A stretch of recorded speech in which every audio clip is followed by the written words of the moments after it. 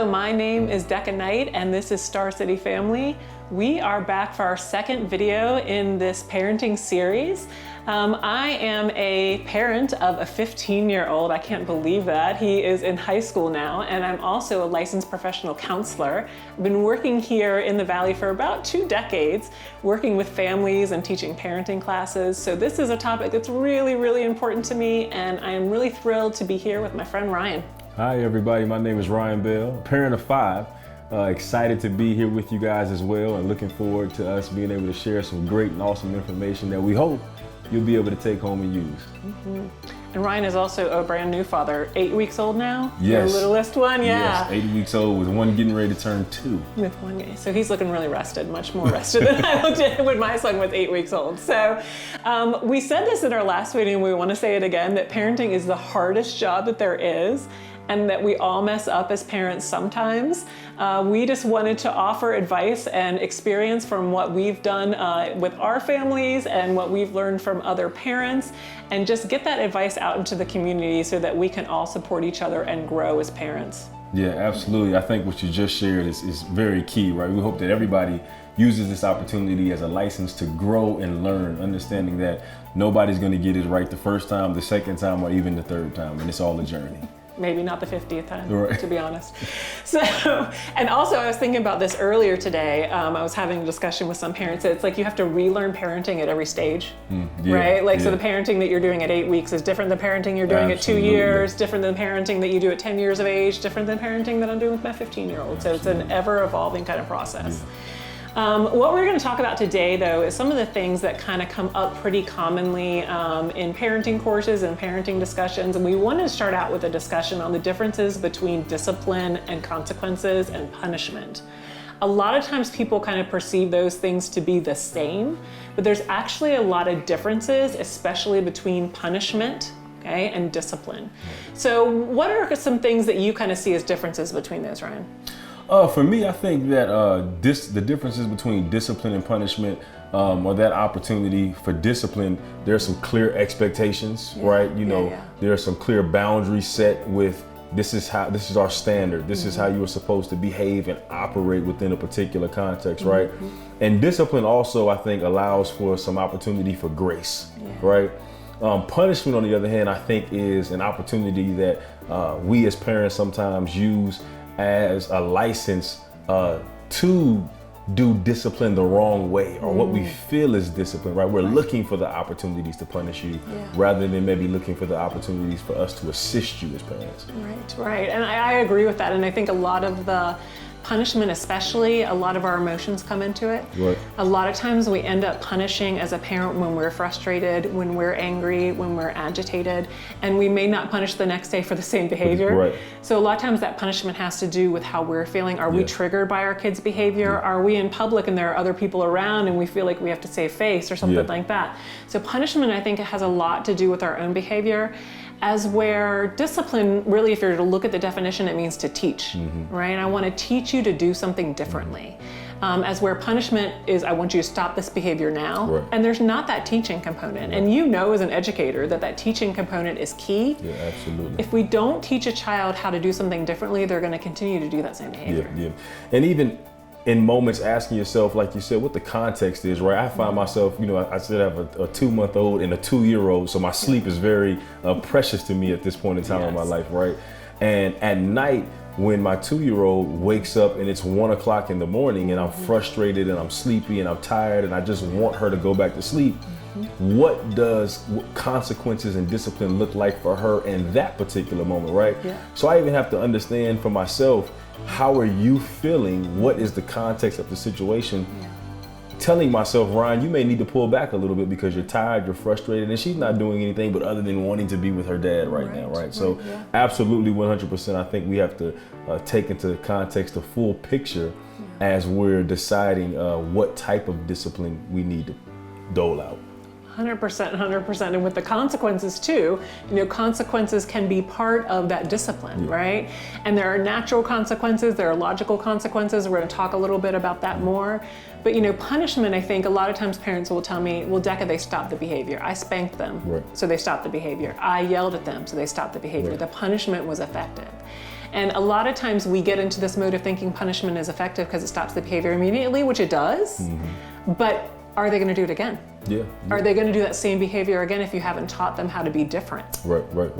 And I would even sometimes too with parents, when they come to me with those same, sentiments that I spanked them and they stopped the behavior, right?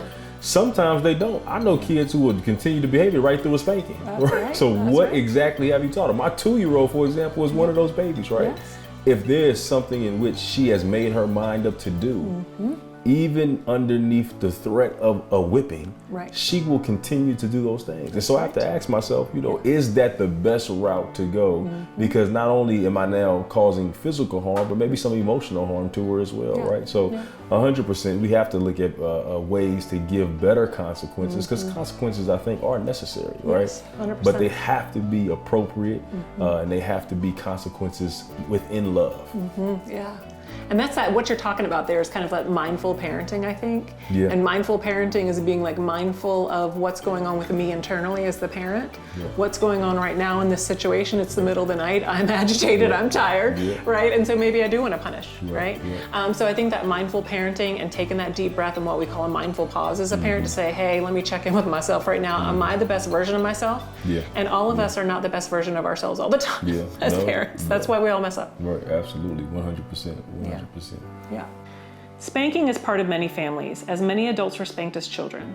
As parenting educators, we often hear people say, I was spanked as a kid and I turned out okay. This is really a flawed statement. I often say to parents, you turned out fine despite being spanked as a child. Spanking does stop behaviors temporarily, but isn't a good long-term fix. Spanking can be physically and emotionally harmful to children.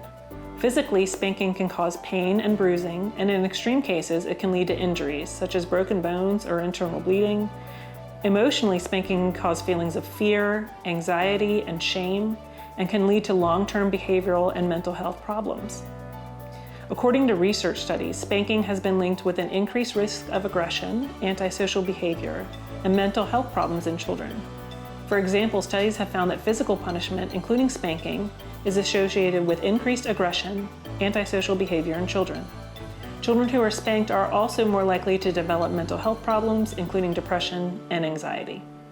So Decca, I've always been interested in this concept of time in versus time out. Could you share a little bit about that with us? Yeah, so time out, for the past few decades, that's been something that a lot of parents were getting as recommendations from a lot of people because it's better than spanking, right? So we heard a lot about time out for a long time. And time out can work for some kids. So time out is when you send them to their room or you send them to a timeout chair, you say, go sit on the steps, right? And maybe you're 3 years old, so you're gonna sit there for 3 minutes and be quiet till I let you up, right? And so that really was a better alternative than spanking, for sure. But now we are beginning to understand that that isn't something that some kids can do. Okay, some kids, if you send them to their room because they're 5 years old for 5 minutes, they start to escalate and get even more emotional and more overwhelmed and more out of control. And then sometimes when they come out, they reoffend. So maybe they're going to timeout because they hit their brother, but then you send them to timeout, they don't calm down, they come back out and they reoffend and they hit their brother again, okay? So what we know is that for some kids, they have that ability to down-regulate their emotions, calm themselves down. But for some kids, that's not gonna work. Maybe it's because of their age, they're not old enough to know how to do that, that's not a skill that they've developed. Maybe they're a kid whose brain doesn't work that way. They need their parent to help them calm down. So what we do instead is we bring them into time in. We bring them closer to us. And we act kind of as a mirror for them. And what I mean by that is I am mirroring my calm. I am mirroring my tone of voice. I am mirroring, regulating my emotions so that they can do that too. When they see me as their mom doing that, it's easier for them to do that and calm down their brain and their behaviors and their emotions to the point where then we can have a discussion about what's actually happening. Now, what parents are worried about is that this lets kids off the hook. It doesn't. Okay? The first intention is to calm them down. Okay? Then you can have a discussion when they're in the rational part of their brain and say, hey buddy, like I noticed that you hit your brother. That wasn't cool. What do you think a good consequence for that would be? And then they can be part of that process. Most kids know that they've done something wrong, and most kids are not gonna say, well, I shouldn't get any kind of consequence for hitting my brother. They know that's not right. And then you're on the same page. rather than kind of an adversarial kind of thing. Right. And you have showed them how to handle big emotions rather than sending them away to do that on their own. Yeah. And that's perfect. That's great that you share that. I have very socially driven kids, right, who love to be around family and love to be around their parents. And so as you were talking just now, it reminded me of my 2-year-old. And at times when she is experiencing some level of emotions, for example, the other day, she didn't necessarily want to eat her food, or so we thought, right? Yeah. And what she wanted was to play with her blocks while she ate her food, right? She ended up throwing a temper tantrum, and immediately my wife and I, our first natural instinct was to put her in timeout. But what she loves the most is to be around her dad. And so it was almost like a double punishment for her that was unnecessary to remove her from having the opportunity to be around her dad during that time. So what I decided to do, I think was maybe time in. I pushed in, I had a conversation with her, right? We talked through it even at 2 years old. We talked through what she needed and what she wanted. And all she simply wanted was for daddy to sit there and play with her blocks with her while she ate her rice and her broccoli, right? So I think that may be a perfect example of how we can begin to exhibit time in instead of time out. Yeah, 100%. And you were there as that calm adult, right? You were there to help down-regulate her emotions. When kids are having a tantrum, especially at 2 or 3 years of age, right, it's really hard for them to get themselves under control. And especially if you're sending them away and say, get yourself under control over there in the corner. You know, some kids maybe can do that. A lot of kids struggle with that. And so letting them know that you're okay with their big emotions, number one, that you want to be present with them to help them feel better, number two, that when they get themselves under control, you're going to help them work through the problem, and you can come up with a solution together. And that's what's so cool about the differences between time out and time in. And that's a shift that we're making over the past few years. And I'm hoping that more parents kind of lean into that, because this way of saying you're 3, so you need to be in timeout for 3 minutes doesn't even make rational sense, really, because a 3-year-old may not be able to get themselves together in 3 minutes. And then you're letting them come back out of timeout. Let me ask you a question here. So what would you say to parents who feel as though time in is time out for them? Right, it's time out for them. So you mean that it's a punishment towards them? Towards the parent to have to push into that time, push into those emotions. I think that's a great question. So I think if we're triggered, if we're overwhelmed, right, we need to take that mindful pause and step back for a minute and say, hey, my kid's having a tantrum right now. I need to take a few deep breaths. I need to put myself in timeout for a minute, calm myself down, and then come back into the situation. Because I always tell parents, you have to be the bigger, wiser, stronger mirror. That's what you want your kids to see when they're upset. You don't want to be acting in the same way that they are. And so maybe it feels a little bit unfair to be the one who's having to do that. So take a little break if you need to. They're still going to be having the tantrum in 2 minutes after you've taken some deep breaths. You come back into the situation, then you say, I'm here, I'm going to help you calm down, I'm your safe place, and then we'll figure out what to do together. Bigger, wiser, stronger mirror. That's what I'm going to take away from that. Yeah, there you go. Okay, so next we're going to talk about the difference between logical and natural consequences. This is something that's confusing for a lot of parents, especially when we say like, hey, you need to do more consequences than punishment, or you need to do consequences rather than time out or something else. So let's talk about the differences and what they mean. I'm going to give you an example first of kind of a logical consequence. Okay, so this is a consequence that you would kind of create based on behavior. So let's say your kid is playing with a bunch of toys and they get mad because a toy isn't working the right way. So they throw the toy across the room and the toy breaks. Okay, and you know that this is a toy that's really important to them, right? So you want to have a discussion about, first of all, what led to you getting so angry that you threw the toy across the room. But creating a logical consequence might be like, hey buddy, this was a toy that also your sister liked to play with, your brother liked to play with this. They're not going to have it anymore because you threw it across the room and you broke it. So we're going to have a discussion about how you're going to replace that toy. Are you going to be doing extra chores around the house to raise some money so that we can go to the store and buy that? Are you going to maybe mow the neighbor's lawn? You're going to pull some weeds? You're going to do some extra cleaning in the bathroom? You're going to help mom with dinner? Doing some extra chores to raise money to buy that toy again so that siblings can still have it. So what you're seeing is I'm creating a consequence that makes sense for the behavior. What I could have done is just said, hey, you're in timeout. You threw that toy, you're in timeout. What does that teach the child? Nothing. Okay, it doesn't teach them anything for the long term, so they're more likely to go back and do the same thing again. Logical consequences are awesome. Sometimes you have to create the consequence, but I also love it when there's a natural consequence and you don't have to do anything as a parent. So Brian's gonna talk about that. Yeah, absolutely. And so natural consequences are those consequences that are an effect of the behavior that just naturally occur, right? And for example, my daughter is in the process of doing current events for school, right? Every Monday she has to submit a new current event for school, right? My wife and I have decided up until this point, for the first few weeks of her being in school, that we are going to provide her the tools and assist her in the process of ensuring that she gets a great grade on her current event. Those tools are to research a current event article early in the week, to practice more current event articles throughout the week, so that you can get in the practice and in the habit of doing current events and receiving the grade in which you desire, right? Well, up until this particular point in time, my daughter has decided that she does not necessarily want to follow those particular instructions, right? So instead of us putting her in timeout, instead of us taking something away from her, we have decided on the next current event to allow for her to suffer the outcome of that natural consequence, right? If she does not do the research on her own, if she does not practice writing those current event articles throughout the week, when it comes to the day of submission, mom and dad will not be there to help. You will have to submit your current event article and live with whatever the grade is, right? So in that particular instance, we allow for our daughter, or will be allowing for our daughter, to experience what a natural consequence of her actions are. If she does not put in the time and put in the work, then there will be a consequence associated with her not doing that. That's right. It makes me, you and I both worked in the school system, how often a kid will come to school without their homework, right, or without their lunchbox, right, or without something from their book bag, and then their parent is showing up, right, every single day to bring that, right?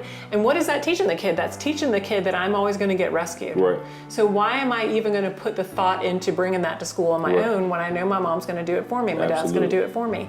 And that's the power of natural consequences, right? If you don't have anything to eat for a snack, right, and you don't have your homework because your mom's not going to bring it for you, then you're going to learn more than if we keep kind of shoring them up over and over again. And of course we shore them up because we love them. We don't want them to suffer. We don't want them to be uncomfortable. But sometimes that discomfort is what leads to change. Absolutely. To implement natural and logical consequences, clearly communicate the rules and expectations to the child. When the child breaks a rule, allow the natural consequence to occur. For example, if they don't clean up their toys, they can't play with them. If the natural consequence is not sufficient, provide a logical consequence that is directly related to the behavior. For instance, if they hit a sibling, they have to spend time with that sibling to repair the relationship.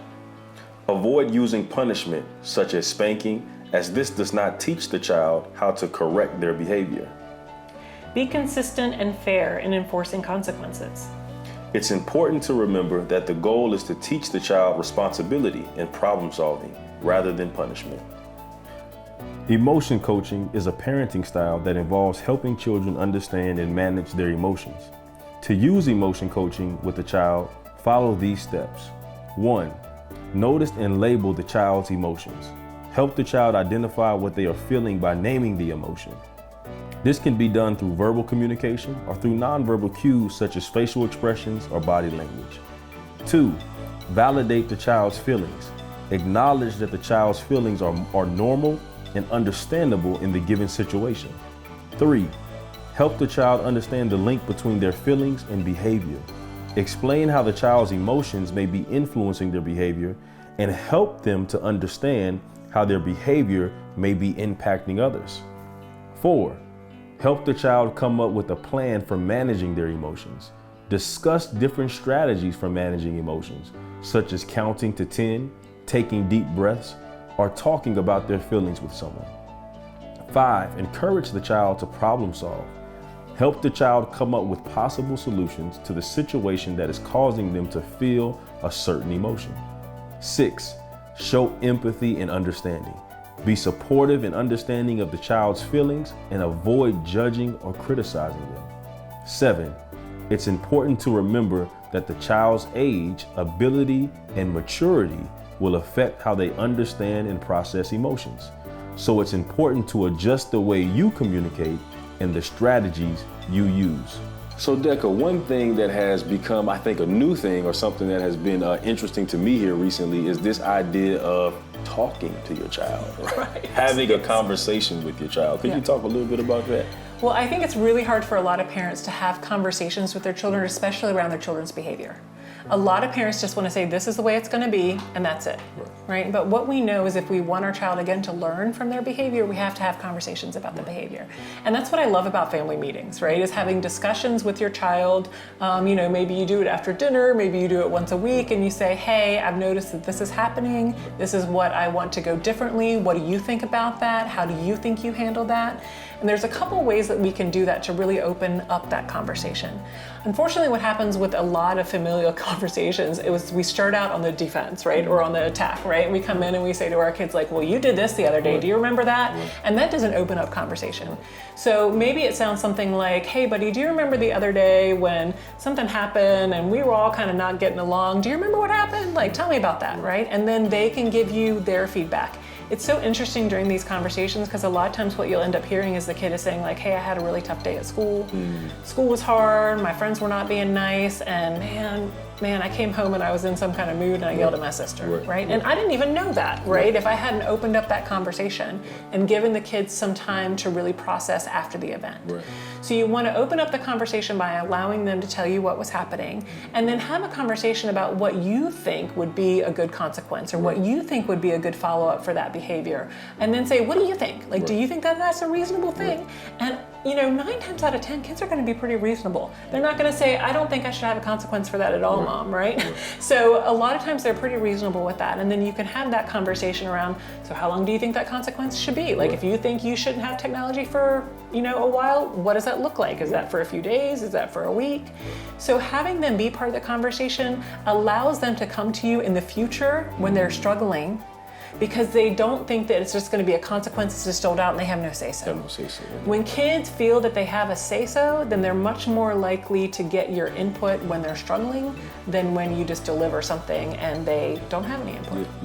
And I think it's a beautiful concept because it allows the opportunity for your kid to have some level of ownership, right? Ownership within the consequence that they're going to be receiving, ownership within taking the responsibility not to perform the behavior a second time or a third time after that, right? And it just allows them the opportunity to see themselves within the action that they have exhibited, right? I think to my kids all the time and some of the things that we go through as parents in relationship to them. And we had a conversation with one of our children. We're a blended family, and so it's very difficult at times to mix both of the households, especially when each of the children are only children in their other households, right?